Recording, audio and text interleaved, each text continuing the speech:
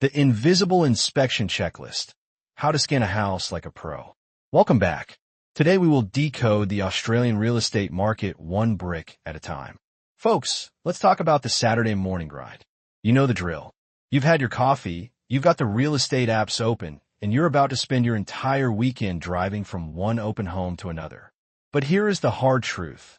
Some of you are going to buy a dream home, and some of you, statistically speaking, are going to buy a nightmare. I was reading some data recently that suggested a huge portion of buyers feel buyer's remorse within 6 months. Why? Because they looked, but they didn't see. There's a massive difference between walking through a house and actually inspecting it. Today, we are going to fix that. I've compiled the ultimate, no-nonsense checklist. We're going to break down the big to small philosophy. This isn't just about whether the paint is nice. This is about structural integrity, neighborhood psychology, and saving yourself from a money pit. So, grab a pen, or better yet, save this episode. Let's dive in. Part 1. The inspection starts before you park. The biggest mistake I see? People think the inspection starts when the real estate agent shakes your hand at the front door. Wrong. The inspection starts 5 kilometers away. It starts the moment you turn the ignition. We call this the macro to micro approach.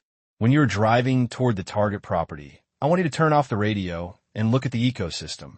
Ask yourself, how does the street feel? Is it wide and welcoming, or is it a narrow nightmare where 2 cars can't pass? Look at the parking density. If it's 11 a.m. on a Saturday and the street is packed with cars, imagine what it's like at 7 p.m. on a Tuesday. Check the topography. Are you driving up a steep hill? Are there blind turns? And look for traffic calming devices, roundabouts, speed bumps. And then look for the infrastructure. I'm talking about the unsexy stuff. High voltage power lines buzzing overhead. Phone towers. Is there a cemetery or a church nearby? Some people don't mind, but for others, these are deal breakers that affect resale value. Also, look at the neighbors before you even see the house. Are their lawns manicured? Are the gardens tended to? If the street looks neglected, that affects your asset's value. It's what we call the external price tag. You are buying the neighborhood, not just the house. Part 2. The curb appeal and the water logic. Okay, you've parked the car. Now, stand on the footpath. Don't go in yet.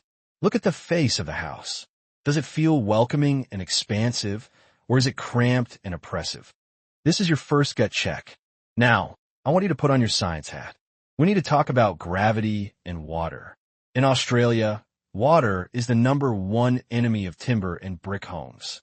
Look at the slope of the land. Is the house on the high side of the street or the low side? If you're on the low side, or if the neighbors are higher than you, where is their rainwater going? It's coming for you. You need to check the privacy, too. Are the uphill neighbors looking straight into your future living room? Walk to the edge of the property. Look at the foundations. I want you to look for rising damp or salt stains on the brickwork near the ground. Look at the drainage slots. We call them weep holes. Are they blocked by debris? Is there a proper drainage trench? It sounds boring, but a huge percentage of structural failures in Australian villas and houses are caused by poor drainage. If the water can't get out, the repair bills stay in. Part 3. The bones of the beast. Now we're getting closer. We're still outside. Let's look at the structure. What are we dealing with? Is it double brick? Brick veneer? Weatherboard? Is it on a concrete slab? Or is it on stumps, a raised floor? You need to know this because they age differently. Look up. The roof. Is it tile or tin? And this is a big one. Check the pitch. Is the roof sloped too flat? Does it rely on box gutters? Box gutters are those hidden gutters often found on flat roofs or extensions. They are notorious for blocking up and causing internal flooding during heavy storms. Skin the external walls. You're looking for cracks, obviously, but also look for the cover-up. Is there a patch of fresh render or paint that doesn't match? That's a mask. And here's a pro tip. Look for signs of DIY extensions. Does the back room look like it was tacked on? Does the roof line look weird? If there are obvious, clumsy add-ons, there's a good chance they are illegal or unapproved structures. That becomes your headache the day you sign a contract. Part 4. Stepping inside, space and light. All right, shoes off. Let's go inside. The first thing that hits you shouldn't be the smell of scented candles.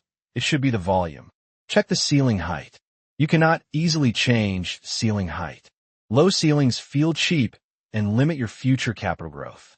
High ceilings are premium. Next, flow. Don't just wander aimlessly. Assess the floor plan. Is the layout logical?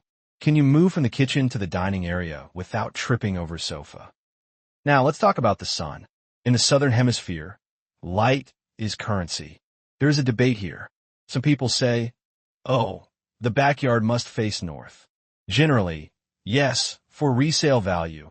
A north-facing rear aspect is the gold standard because it fills your living areas and backyard with winter sun. But it is also personal. Maybe you are a vampire and you hate the sun. Maybe you want a north-facing master bedroom to wake up with the light. That's fine for you. But remember, the market pays a premium for light-filled living areas and kitchens. If the house is dark, it will be harder to sell later. Part 5. The wet areas where the money leaks. Head to the kitchen and the bathroom. These are the most expensive rooms to renovate. Functionality is key, but I want you to look for failures. Open the cupboards under the sink. Run the tap. Check the drainage. Here is a detective trick. Look at the skirting boards near the shower or the bathroom door frames. Is the paint bubbling? Is the wood swollen? That is the telltale sign of a failed waterproofing membrane. That is a leak that has been happening for months. Don't forget the details. Do the windows open and shut smoothly? Are the floors level? Look at the ceiling again. Are there water stains? And a big one from modern living. Check the PowerPoints. Are there enough? It seems trivial until you move in and realize you can't plug in your toaster and your coffee machine at the same time. Part 6. The backyard and the neighbor test. Let's head out back. Check the trees. Is there a massive gum tree looming over the house?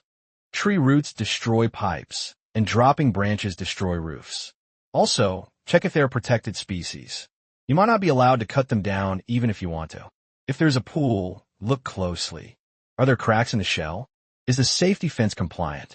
A pool is a lifestyle asset, but an old, broken pool is a massive liability.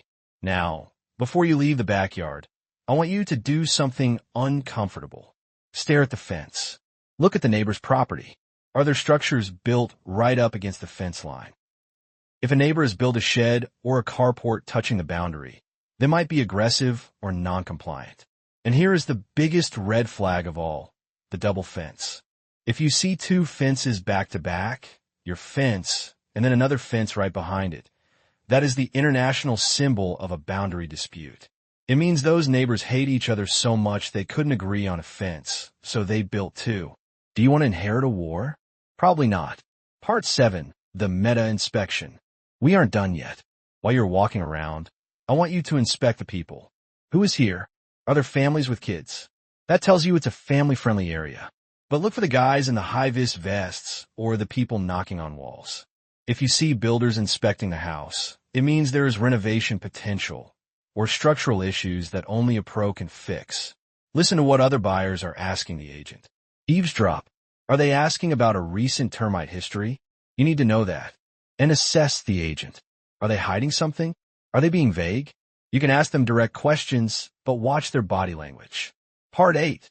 The strategy, don't burn out. I want to wrap up with a strategy for your mental health. Inspection fatigue is real. I see buyers start with enthusiasm, checking every tap and skirting board.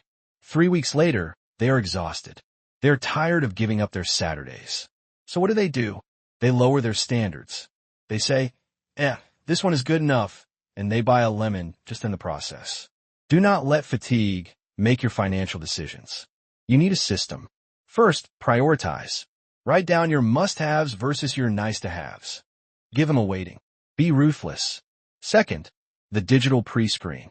You should be rejecting 80% of properties before you leave your house. Use Google Street View. Use the floor plan analysis. Spend 5 minutes online to save 50 minutes of driving. If a house doesn't pass the digital test, do not go to the open home. Save your energy for the contenders, not the pretenders. Buying a house is a war of attrition. The person with the most patience and the sharpest eye wins. By using this big to small checklist, you aren't just looking at a house. You're investigating an investment. If you found this checklist helpful, share this episode with a friend who is currently drowning in real estate brochures. This has been the Property Playbook. Thanks for listening and see you next time.